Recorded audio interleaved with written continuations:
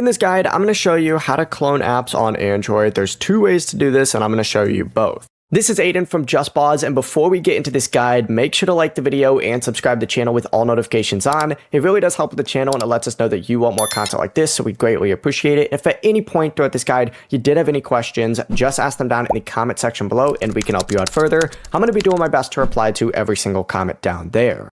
The first way to do this is by opening up your settings. So open up your settings first and then go ahead and scroll down on here until you see advanced features. So scroll down a little bit, you'll see it on there. Open that up and then you'll see a list of supported social and messaging apps such as Snapchat, Facebook, Telegram, whatever it might be that you have currently installed on your device. Essentially just turn on the toggle beside the app that you want to duplicate and then tap install to create a second copy. You can then open up that clone app and sign in with another account.